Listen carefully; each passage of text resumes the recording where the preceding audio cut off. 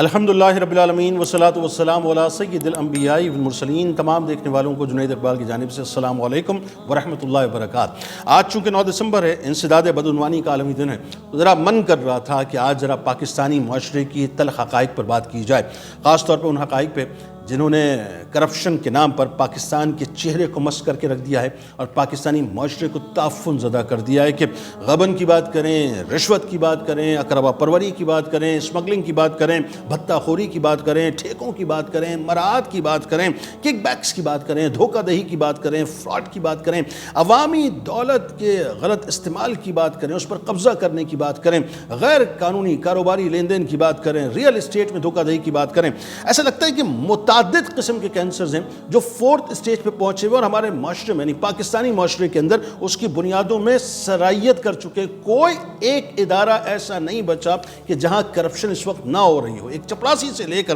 22 grade کے افسر تک چلے جائیے صاحب، جیسا جس کا منصب ہے ویسا اس کا داؤں ہے، یہ سمجھ لیجئے۔ یعنی ہر جگہ پیسوں کے پہیے جو ہیں وہ فائل کے نیچے لگانے پڑتے ہیں، جب تک فائل آگے نہیں بڑھتی، جب تک پہیے جو ہیں مضبوط نہ کیے جائیں۔ اسی طرح سے ایک ریڑھی پر پھل تولتے وقت کمی کرنے والے سے لے کر بڑی بڑی زمینوں کے جعلی کاغذ بنا کر اس پر قبضہ کرنے اور اس پر قبضہ کروانے والے تک، سرکاری ٹھیکوں کے اصول سے لے کر ان ٹھیکوں کی بندر بانٹ کر کے قومی خزانے کو کروڑوں اور اربوں روپے کے ٹیکے لگانے تک،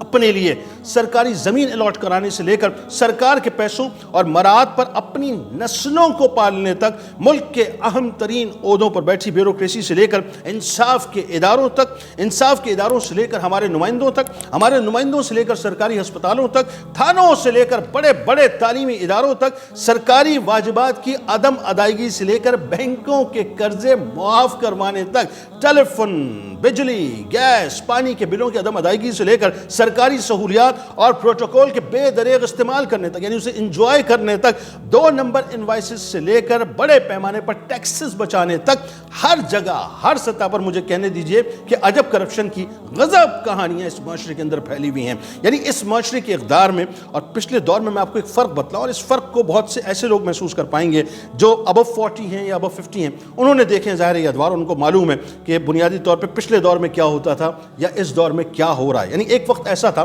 کہ اگر آپ کسی کی کرپشن کے بارے میں سن لیں، کسی کی رشوت کے بارے میں سن لیں، کسی کے 2 نمبر ہونے کے بارے میں سن لیں، کسی کی بددیانتی کے بارے میں سن لیں، تو جو والدین ہوتے تھے، سرپرست ہوتے تھے، گارجنز ہوتے تھے، وہ اپنے بچوں کو تلقین کرتے تھے کہ فلاں کے بچوں کے ساتھ بھی مت کھیلنا۔ آپ سمجھ رہے ہیں بات؟ فلاں کے بچوں کے ساتھ بھی مت کھیلنا، اس لیے کہ ان کو یہ پتا تھا کہ یہ جو 2 نمبر پیسہ اس کے باپ کے پاس آ رہا ہے، اس کے گھر میں آ رہا ہے، یہ 2 نمبر پیسہ اس کی نسلوں کو افیکٹ کر رہا ہے، اور ان کی نسلیں اگر خدا نہ خواستہ ہماری نسلوں کے ساتھ ہوں گی یا ہماری نسلیں ان کی نسلوں کے ساتھ ہوں گی تو وہ بھی افیکٹڈ لازمی ہوں گی۔ یعنی عالم یہ ہوتا تھا کہ لوگ جو ہے چائے پینا تک پسند نہیں کرتے تھے ایسے آدمی کے پاس جس کے بارے میں سن لیتے تھے کہ یہ 2 نمبر کماتا ہے یا بددیانتی کرتا ہے، رشوت لیتا ہے۔ اور آج صورتحال یہ ہو گئی ہے صاحب کہ لوگ جو ہے یہ نہیں دیکھتے کہ ایماندار کتنا ہے، بلکہ لوگ یہ دیکھتے ہیں کہ فنکار بنیادی طور پہ کتنا ہے۔ یعنی کسی بھی ادارے میں اور کسی بھی عہدے پر بیٹھا ہوا شخص جو کرپٹ پریکٹسز میں ملوث ہے، لوگ اس سے دور بھاگنے کی بجائے آج صورتحال یہ ہو گئی ہے کہ اس سے ایک اچھا تعلق قائم کرنے کی کوشش کرتے ہیں۔ کیوں؟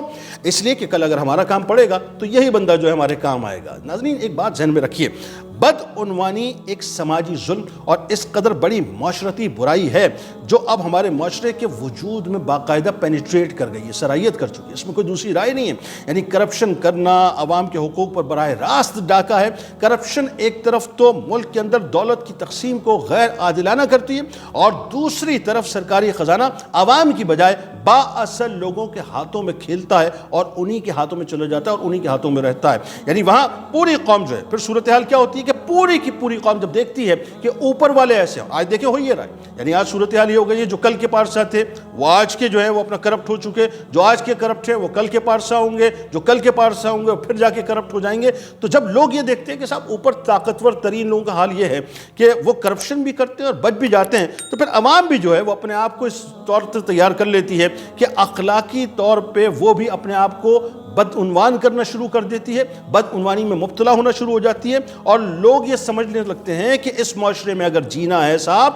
تو پھر ہمیں یہ سارے دھندے کرنے پڑیں گے ورنہ ہم سروائیول کی جنگ نہیں لڑ سکتے. پھر مزاج ایک عام آدمی کا ہی بن جایا کرتا ہے. یعنی پوری قوم کی جو اخلاقی حص ہے مجھے کہنے دیجئے وہ مکمل طور پہ مردہ ہو جاتی ہے الا ماشاءاللہ. ہر طرف بدعنوانی کی فضا چھا جاتی ہے. لوگ رشوت دے کر ہر جائز و ناجائز کام کروا لیا کرتے ہیں اور سرکاری کارندے رشوت کے بغیر کوئی کام نہیں کرتے. یعنی ایک عام آدمی کا ذہن بن چکا ہوتا ہے کہ میں نے اگر کسی بھی ادارے میں جانا ہے, اب ظاہر اس کی ایک تفصیل ہے, ویلاگ خاصا لمبا ہو جائے گا, کسی بھی ادارے میں آپ نے جانا ہے, آپ نے اپنے ذہن میں پیسے رکھ کر جانے ہیں. وہ پہیے جو فائل کے نیچے لگتے ہیں وہ آپ نے جا کر لگانے ہیں, تب جا کر آپ کا کام پائے تکمیل تک پہنچے گا. یہ وہ ظلم ہے جس کا کرنے والا پھر ذہن میں رکھیے کہ تیار رہے کہ کل بروز محشر سرور دو جہاں صلی اللہ علیہ وآلہ وسلم اس سے برات کا اعلان فرما دیں گے. ہاں, برات کا اعلان فرما دیں گے کہ میں تمہارے لیے کچھ نہیں کر سکتا. نبی کریم صلی اللہ علیہ وآلہ وسلم نے لوگوں پر واضح کر دیا ہے کہ غنیمت کے مال میں بددیانتی بہت بڑا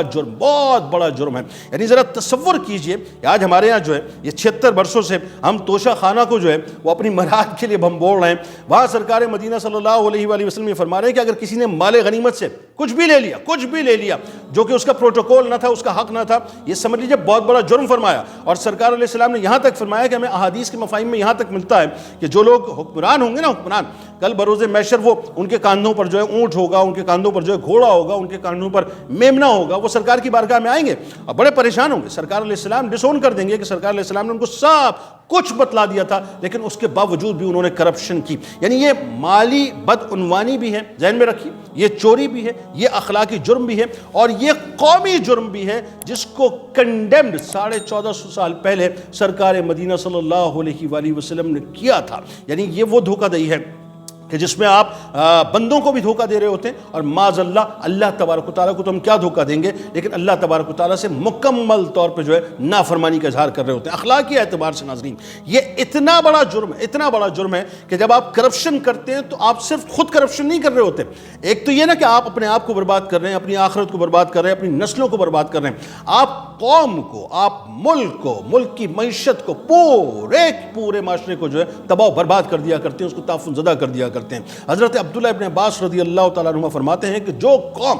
غنیمت کے مال میں بددیانتی کرتی ہے ان کے دلوں میں بزدلی پیدا کر دی جاتی ہے. نبی کریم صلی اللہ علیہ وآلہ وسلم نے مالی بدعنوانیوں کے تمام راستے مسدود کر دیے تھے. یعنی آپ نے حکمران کو منع فرما دیا تھا کہ وہ اپنی رعایا کے ساتھ تجارت نہ کریں. ذرا سوچئے, یہ سرور دو جہاں صلی اللہ علیہ وآلہ وسلم نے سائیکولوجیکل کنسٹرکشن کی ایک حکمران کی کہ وہ اپنی ڈومیننسی کو اختیار کر کے, اپنی پاور کو, اپنی طاقت کو استعمال کر کے وہ رعایا کے ساتھ جس وقت وہ منصب پر بیٹھا ہے کسی قسم کا کوئی کاروبار نہ کرے. اور آج ہماری صورتحال کیا ہو گئی ہے؟ آج ہماری صورتحال یہ ہو گئی ہے کہ ہم منصب کو حاصل ہی جو ہے وہ اپنا کروڑوں روپیہ آفر کرنے کے بعد کرتے ہیں, باقاعدہ یوں کہیے کہ انویسٹمنٹ کرتے ہیں اور اس کے بعد یہ ذہن بنا لیتے ہیں کہ جتنے عرصے کے لیے ہم اس سیٹ پر آئے ہیں اس سیٹ کے ذریعے سے ہمیں اتنا کاروبار, یعنی وہ ظاہر ہے 2 نمبر کاروبار ہوتا ہے, اتنا کاروبار کر لینا ہے کہ ہم اپنے پیسے بھی ریکور کر لیں اور نفع بھی ساتھ لے کر گھر پہ جائیں. سرکار علیہ السلام نے فرمایا کہ بدترین خیانت یہ ہے کہ والی اپنی رعایا کے ساتھ تجارت کرے. اب ذرا سوچئے, ظاہر ہے اس کا سبب یہ بھی ہو سکتا ہے کہ والی اپنے منصب کے بلبوتے پر, جیسا میں نے آپ کو کہا, کہ لوگوں کو متاثر کرے اور ناجائز مراد کو حاصل کرے. یعنی سرکار علیہ السلام نے اتنی باریک بینی سے فرما دیا کہ کوئی بھی حکمران اپنی طاقت, اپنی قوت, اپنے منصب کو جو ہے اپنے ذاتی فائدے کے لیے استعمال نہ کرے. برطانوی مورل لارڈ ایکٹن نے بڑی کمال ایک بات کہی تھی. اس نے کہا تھا کہ جب کسی شخص کی طاقت بڑھتی ہے تو اس کی اخلاقیات کا احساس کم ہوتا جاتا ہے. اور ایک بڑا مشہور قول ہے, آپ جانتے ہیں کہ power tends to corrupt and absolute power corrupts absolutely. یعنی طاقت بدعنوانی کی طرف مائل کرتی ہے اور مطلق طاقت بالکل کرپٹ ہوتی ہے. ترمذی شریف میں رسول کریم صلی اللہ علیہ وآلہ وسلم نے فرمایا کہ جو شخص فوت ہوا اور وہ 3 باتوں سے پاک ہے تو وہ شخص جنت میں داخل ہوا. وہ 3 باتیں کیا ہیں ذرا سن لیجئے. پہلی بات تکبر, دوسری بات مالی بددیانتی اور تیسری بات قرض. اب میں آخری بات جو کرنا چاہتا ہوں, اور یہ پورے سمجھنے میری گفتگو کا کرکس ہے, کہ ہمارا جو معاشرہ ہے نا صاحب, اس معاشرے کے اندر ہم نے کیا یہ کہ ایک ٹرینڈ سیٹ کر دیا. آج لوگ اس بات سے ماورا ہو چکے ہیں کہ یہ جو شخص ترقی کر کے ہمارے سامنے اس وقت ہمیں نظر آ رہا ہے، جس کے پاس پاور ہے، جس کے پاس بہت بڑا بنگلہ ہے، جس کے پاس بہت بڑی گاڑی ہے، بڑا لیوش لائف اسٹائل ہے، اس کے آگے پیچھے جو ہے وہ لوگ ہوتے ہیں، ایک پروٹوکول ہوتا ہے، ہم اس بات سے ماورا ہو گئے کہ اس کے پیچھے کی جو داستان ہے، یعنی وہ جو یوں کہیے کہ اپنا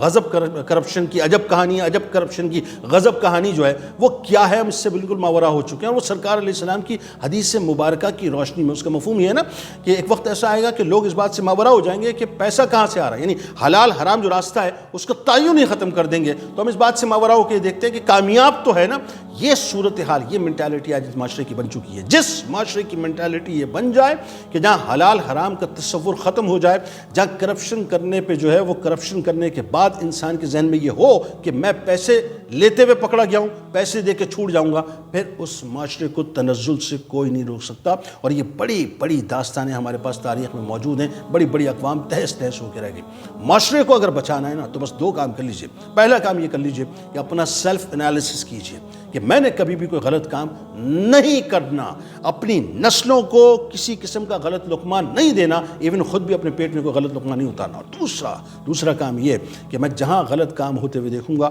اپنی بساط کے مطابق ریبٹل دوں گا، یعنی میں اس کو روکنے کی کوشش کروں گا اپنی طاقت کے مطابق۔ ان دو کاموں کو